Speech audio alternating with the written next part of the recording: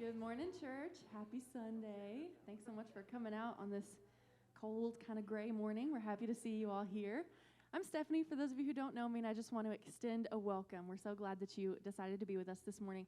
If you are visiting with us, I want to give you a couple of pointers. We'd love to connect with you, first of all. You can do that by filling out the connection card in your bulletin or by connecting with us on the Bible app. You can download the YouVersion Bible app. Tips on how to do that are in your bulletin and the New Here brochure there in front of you. Something I want to let you know about, we take communion every Sunday, also called the Lord's Supper, and you are invited to join us in that if you are a believer, even if it's your first time here. Just take a piece of bread and a cup of juice as they're passed towards the end of the service. Spend a few moments in reflection and eat and drink whenever you're ready. Something I want to remind you of, you may have seen the announcement scrolling on the screen. The Daddy-Daughter Dance is coming up. The deadline for that, both sign-ups and money, are due next Sunday. So more information on the Daddy-Daughter Dance is out at the information desk right through the door. So we'd love to see you there. Doesn't have to literally be a daddy and daughter. It can be uncle, cousin, brother, friend that brings a young lady with you to just have a good time and celebrate. And we hope to see you there. That's all I've got for you, so if you would, please stand and say hello to someone next to you or in front and behind you. We'll get ready to worship together.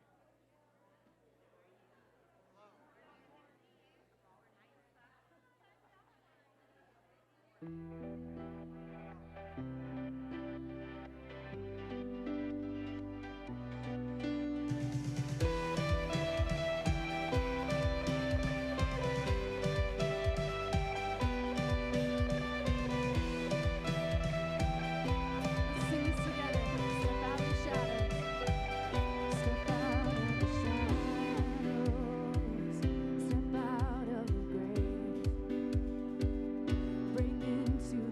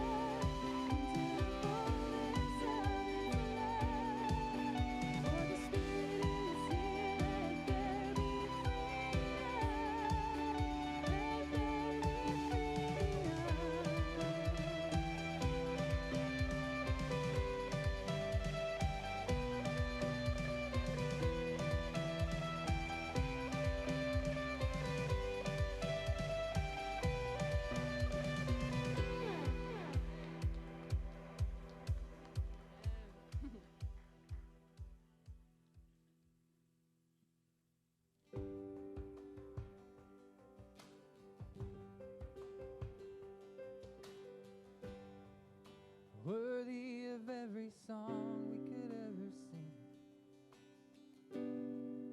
worthy of all the praise we could ever bring, worthy of every breath we could ever breathe. We live for you. Oh, we live for you. Jesus, the name above every other name.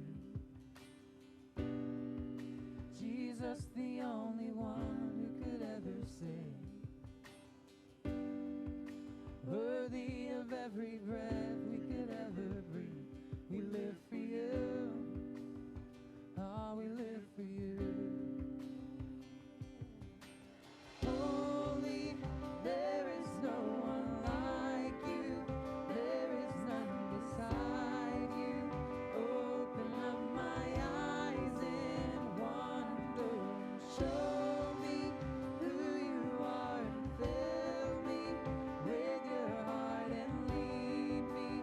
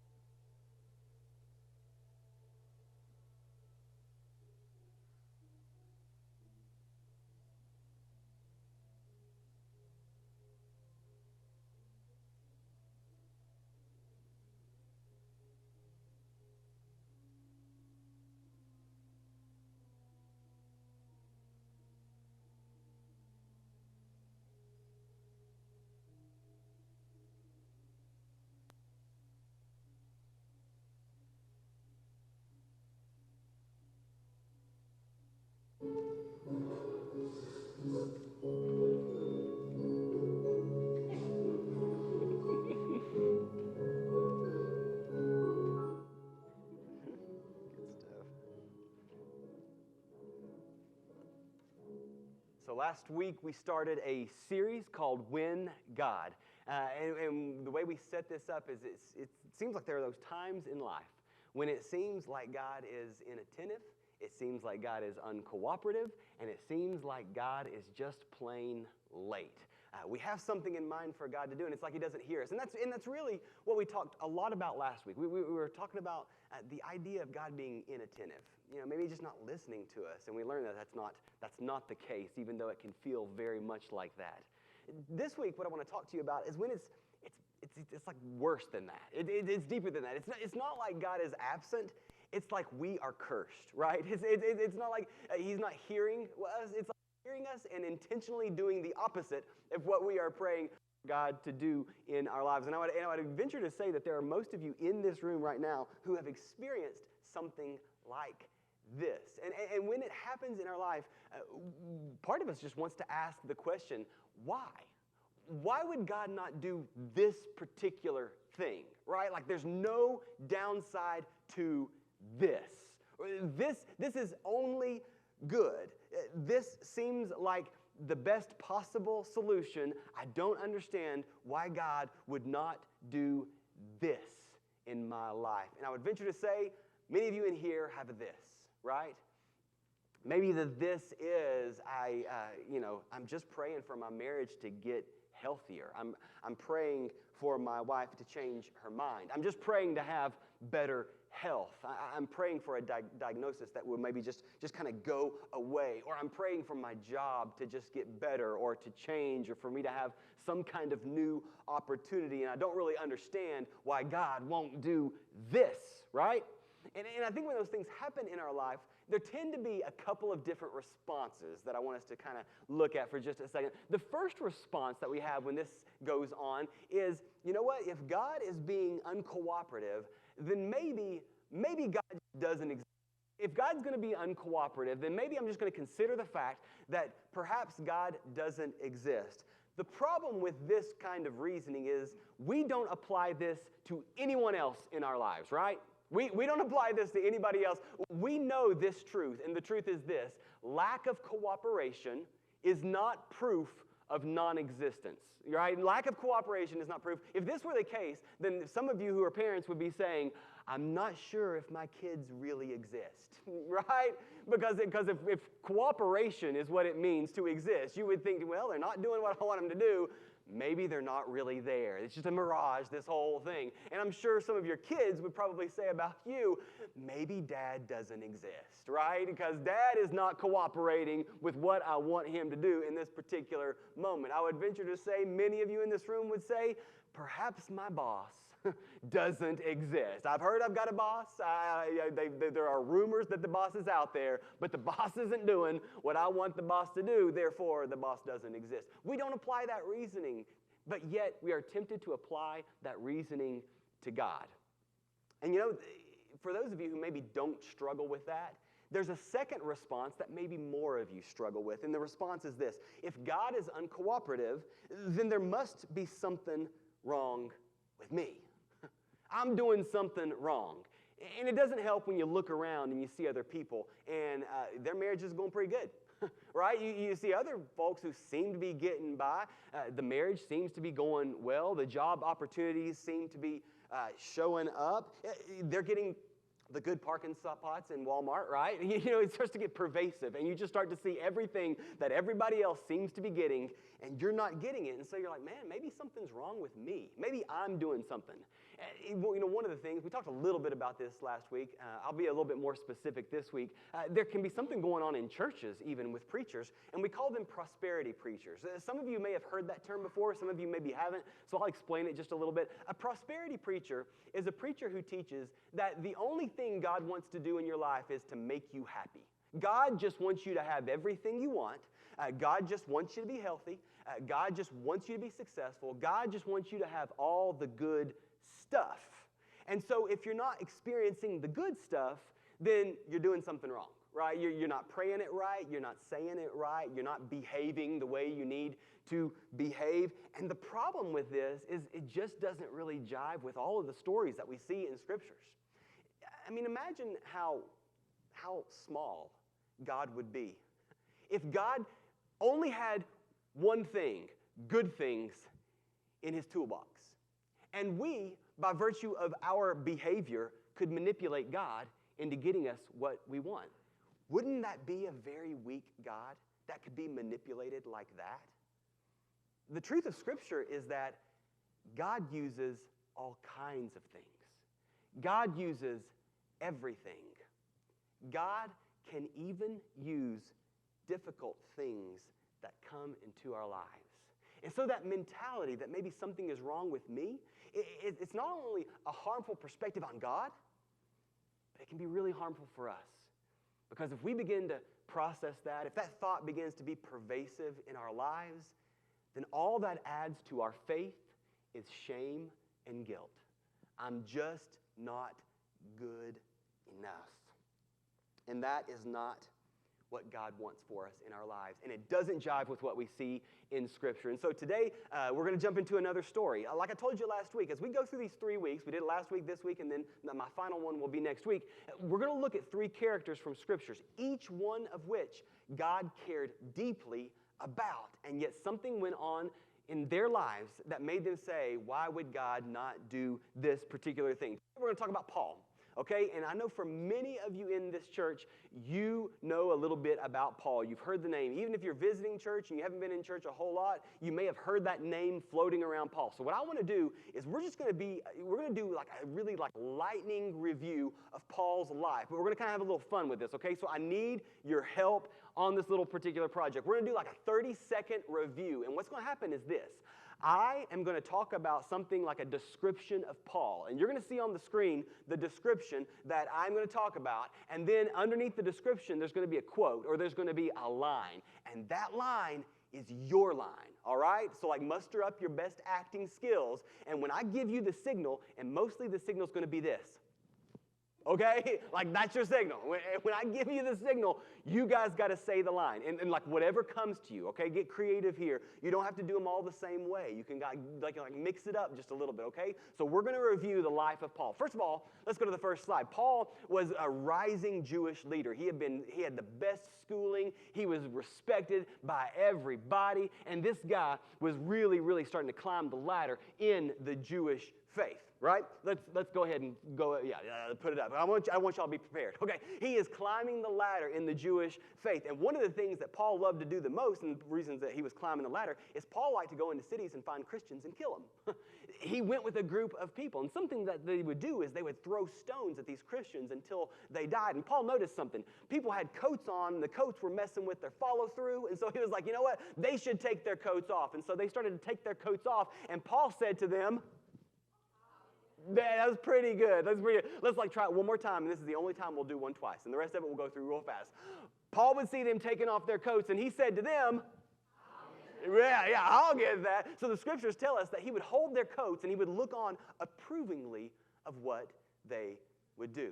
Well, then there was this one time when Paul was on his way to a city called Damascus to find some Christians in order to kill them, and this blinding light shone from heaven, and Paul fell to the ground, and he said, yeah, that was pretty good. He said, my eyes. And right then and there, he met the resurrected Jesus, and he realized that this whole thing was true. And 3 days later, he was baptized, and something like scales fell off of his eyes. And all of a sudden, this guy who was killing Christians becomes one of them. And it wasn't very long before he moved on to the next phase of his life, where he became this incredible orator, this talented orator, where he would go in and he would do speeches about God and about Jesus, and he would go to kind of the city squares, and he would find the Greek philosophers, which were kind of like the celebrities of the day, and he would stand around with these Greek philosophers, and he would stroke his beard, and he would say things like, very interesting. That's what you say to someone when you're not really interested, but you want to listen as if you are, right? He would do this with the philosophers, and then he would start to teach them about the teachings of Jesus, and they would turn to him and say, ooh, that is very interesting, but it would be true, and he would have influence with these people. And then Paul not only became known as a talented orator, but there would even be miracles that would be worked through his life. He would raise people from the dead.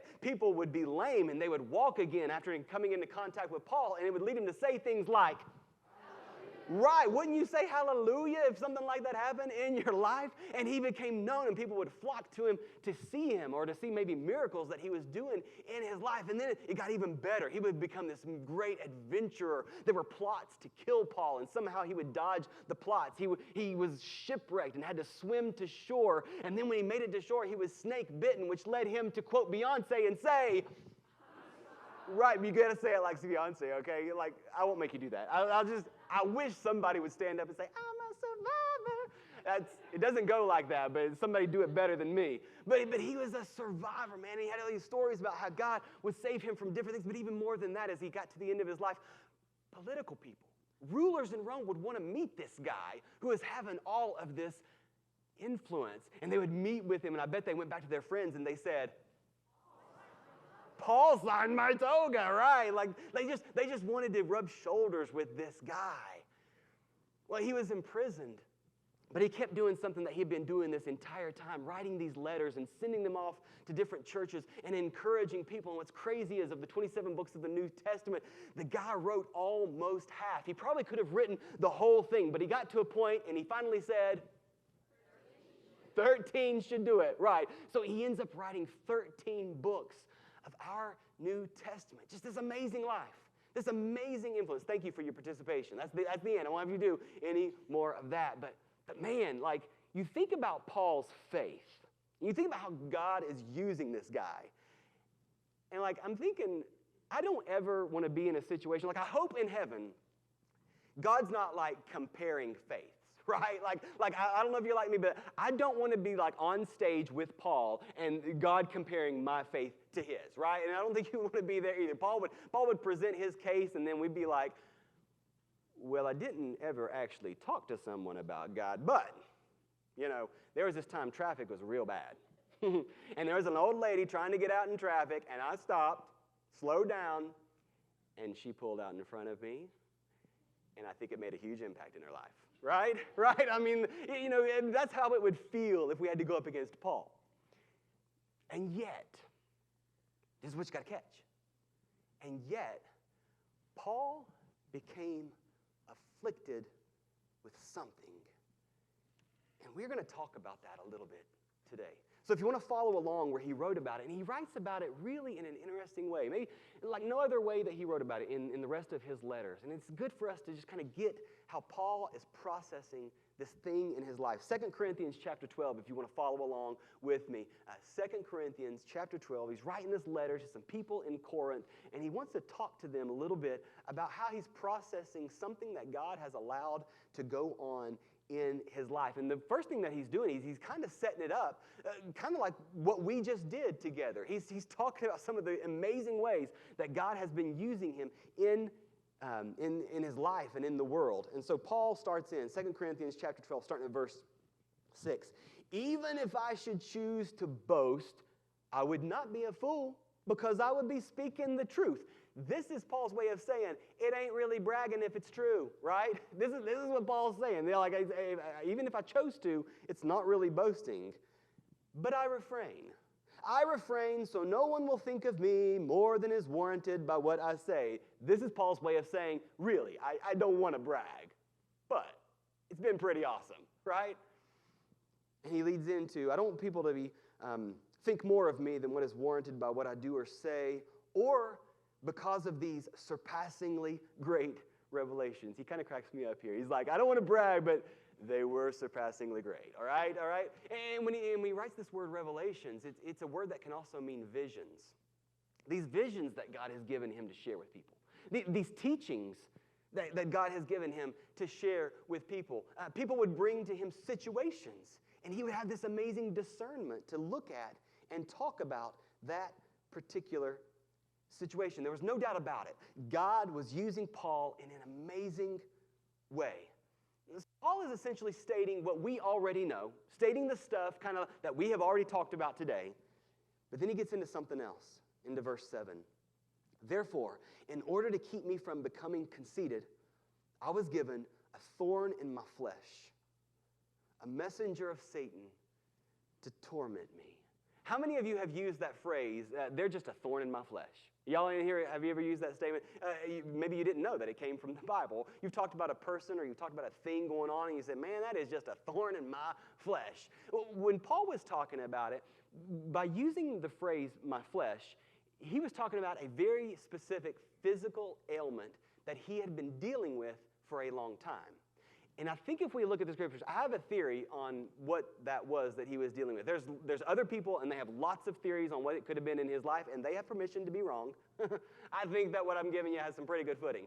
Remember, we talked about when he was converted, and he had that blinding light from heaven. What did he say? Right? He actually didn't say my eyes. I wrote that in there. But what we know is when he was baptized, something like scales fell off of his eyes. We know he was blinded for a few days. We know that later on in one of his letters to some people in Galatia, another little area of churches, that he was writing about how kind they were to him. And he said, I know that some of you there, you would have taken out your own eyes and given them to me if you could have.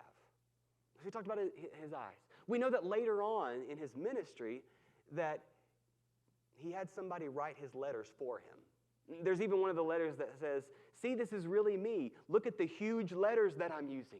He had to write really big. And so it leads me to believe that Paul had something going on with his eyes, something that was incredibly troubling, something that had major impact, not only in his work, but also in his spirit. I mean, look at that other line that he says, a messenger of Satan to torment me. We can talk all day long, was it Satan getting the upper hand in his life? Was it God allowing Satan to do this? How was God involved? We can talk about that for forever, and there's lots of different things you can look at in Scripture. But suffice it to say, and what I think Paul's point is, it was tormenting me. This was a dark season, and I bet you've been there. How many of you've gone through something like this, and it makes you question God? How many of you have questioned your faith? How many of you have even questioned your own salvation? As if you said, God, I want to be saved for heaven, and I want you to come in and change my life, and you start to think, well, maybe God said no because he knew I wasn't going to measure up. Because that's the kind of thoughts that can go on when you get in this dark place. And I want you to know those thoughts are lies. Those thoughts are harmful. But I also want you to know, even somebody as great as Paul, with an amazing faith, was, in his own words, tormented by a physical ailment. I don't know what this is for you, but for Paul, it was a physical ailment in his life. He goes on to write in verse 8, three times I pleaded with the Lord to take it away from me. And when he says 3 times, it wasn't like I prayed at breakfast, lunch, and dinner for God to take it away and then that was it. When Paul prayed, it was a season. It was like, I'm not going to eat, I'm barely going to sleep, and I'm going to focus on praying for this thing for like a week or maybe more. It was 3 intense seasons of prayer. And every time, God said, no. Every season, 3 times, he gets the message back, no. But that's not all. Beginning of verse 9. But he, being God, he said to me. And this right here is where you need to pay attention. Because all, of this whole kind of statement that Paul has been making so far, all of this passage, you've probably been able to kind of track with him and relate to him and be like, same, right? He says, I've been faithful. And there's probably many of you in this room that can say same. I mean, not to the level of Paul, but I've been pretty faithful to the best of my ability, same. And then Paul writes, and then I was afflicted. And there's probably many of you in here who could say same. Yeah, that happened to me too. And then I prayed for it to go away. And many of you in here would say same, yes, yes. And then he would say, God didn't really do it the way I thought he should. God said no. And many of you in here would say, same. I'm with you, Paul. But what is getting ready to happen next in this verse? Guys, this is where Paul's faith surpasses ours. This is where he moves ahead of us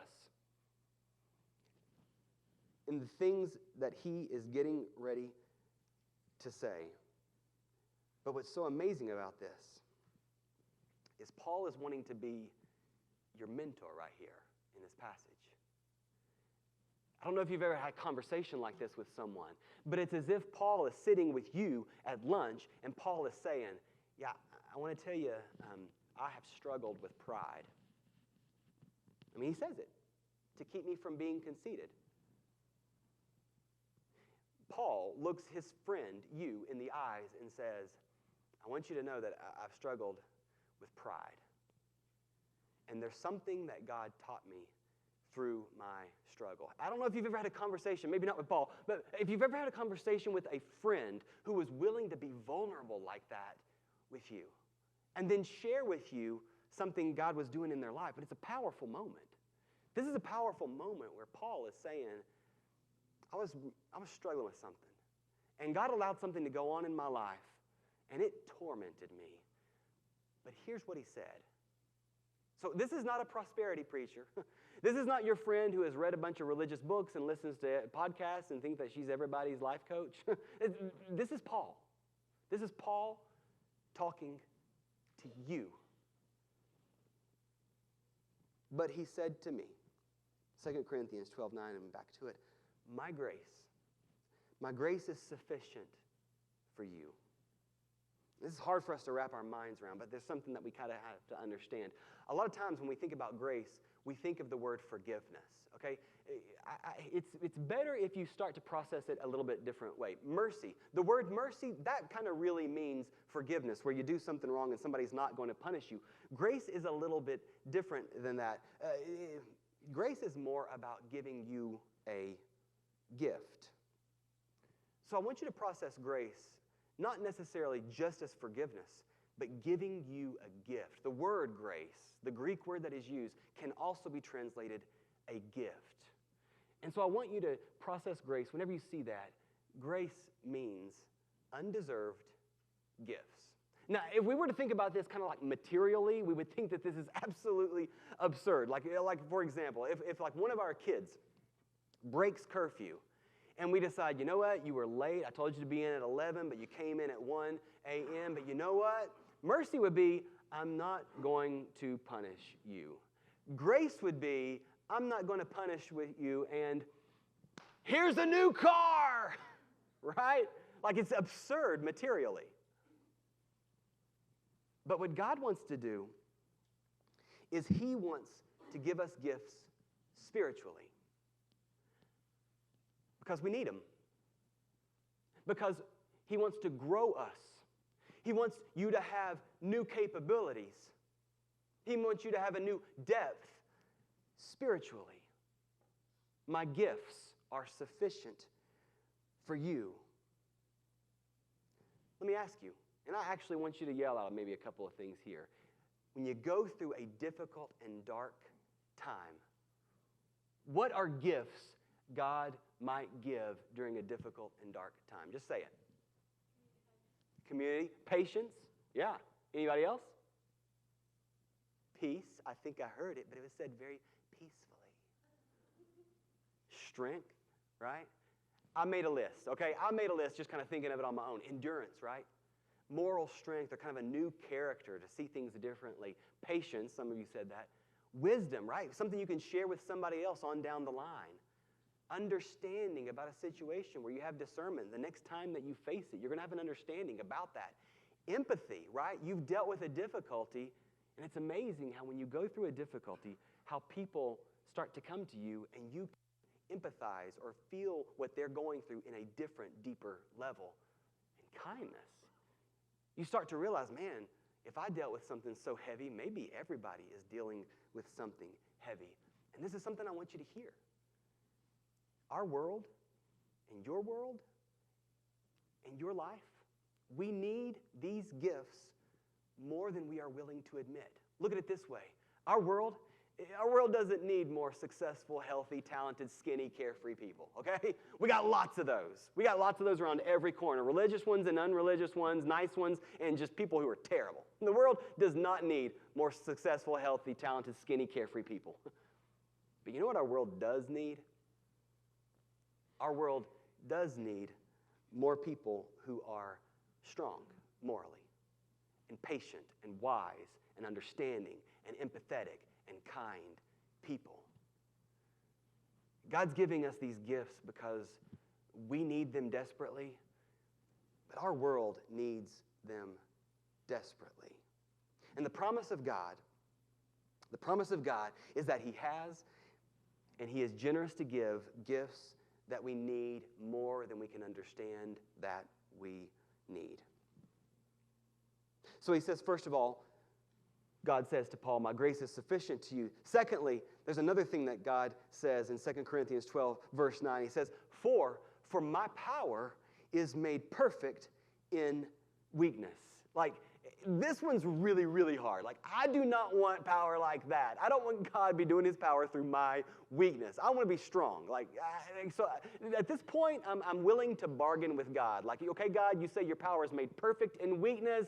How about if I just need like 50% God power, right? Like, how about if I just need like decent God power so that maybe you don't have to use weakness, right? Because I don't want to be the weak guy. I want to be like I want to score the touchdown and then point to heaven, right? I want to get the Grammy and then thank Jesus in my acceptance speech. Like, I want to be strong.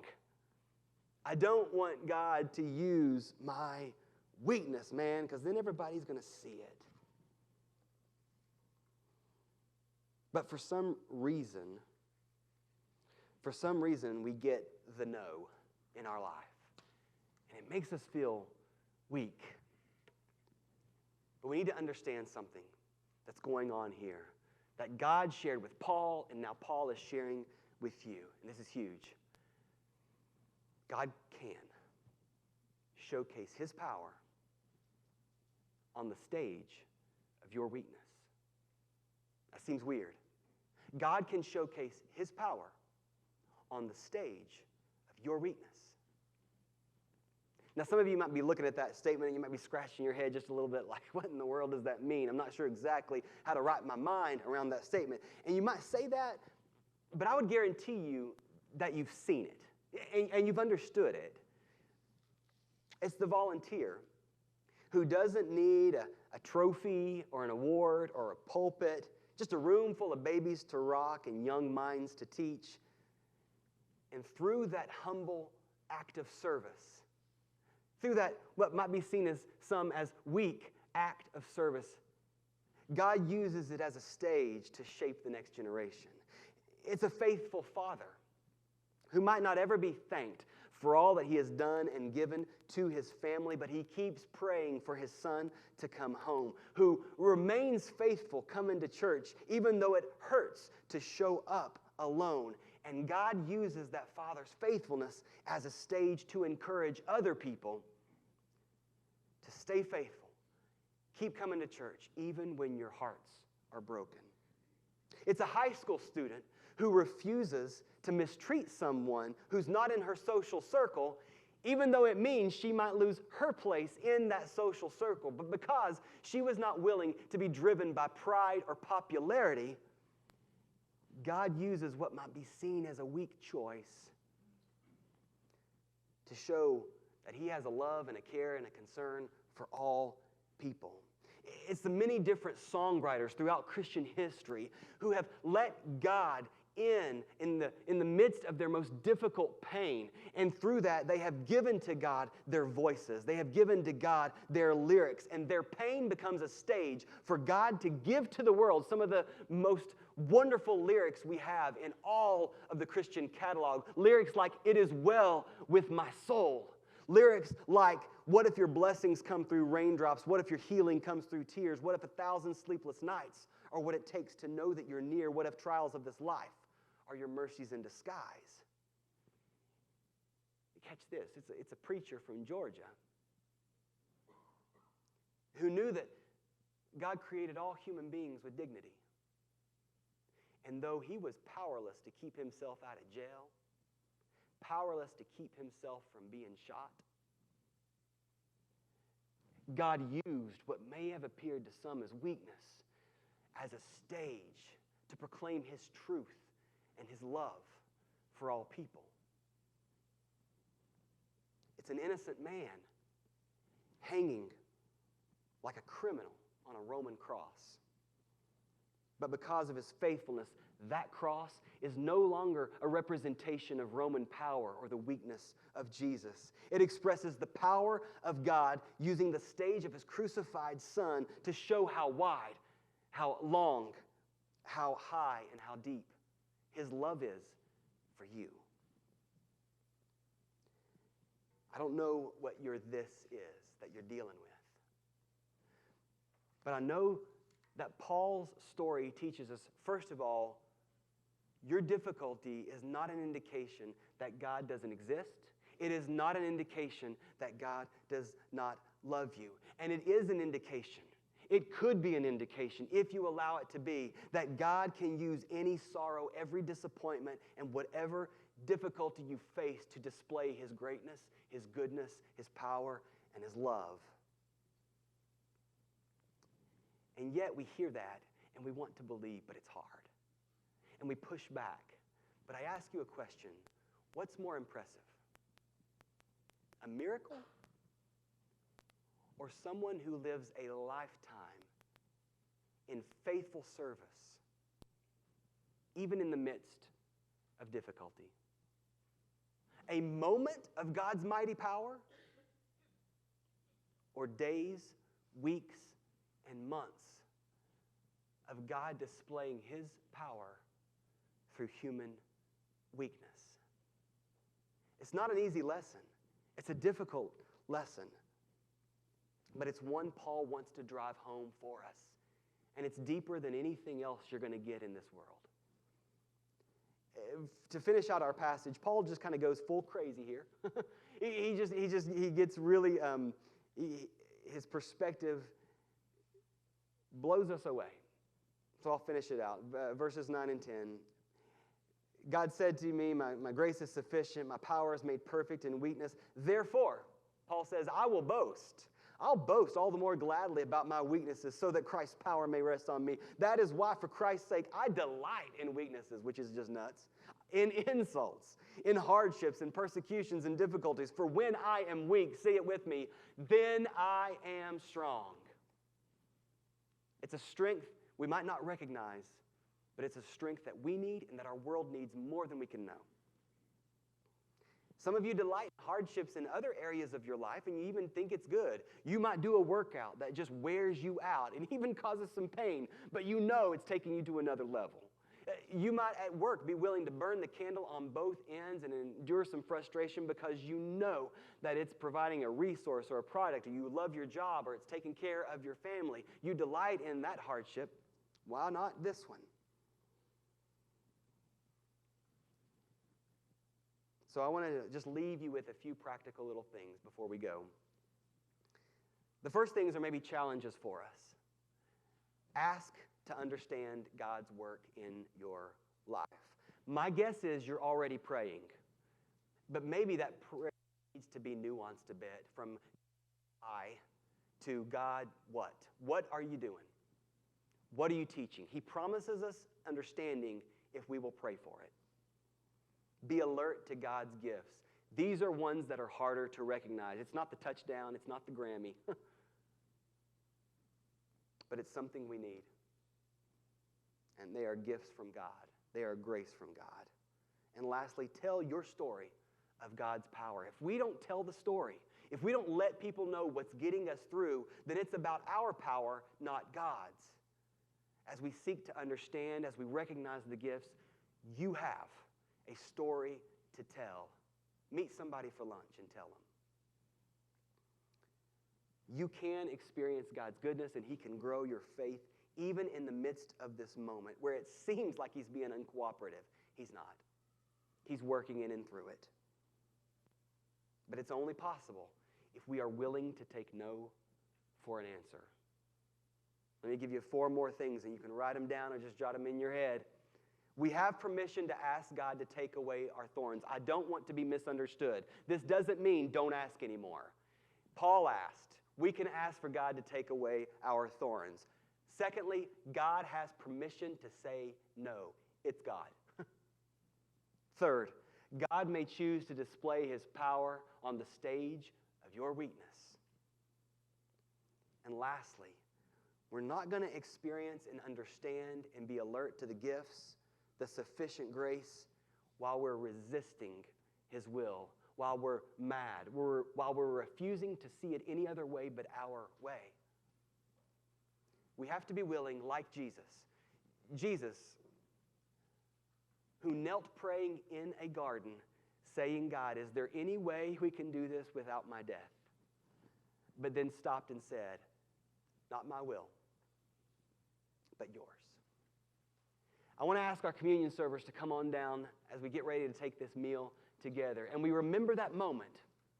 We remember that moment when Jesus was willing to give his life. One of the things I mentioned to you last week, and I'm just going to mention it this week, and I'll mention it again next week, is one of the things we're asked to do for this meal is to examine our spiritual lives, what God might be doing. And so my request to you, or my suggestion for you during this time is there an area where you need to just mimic the words of Jesus? Not my will, God, but yours. And trust that if he's willing to give his son, to allow that body to be broken and that blood to be spilled, then he has grace sufficient for even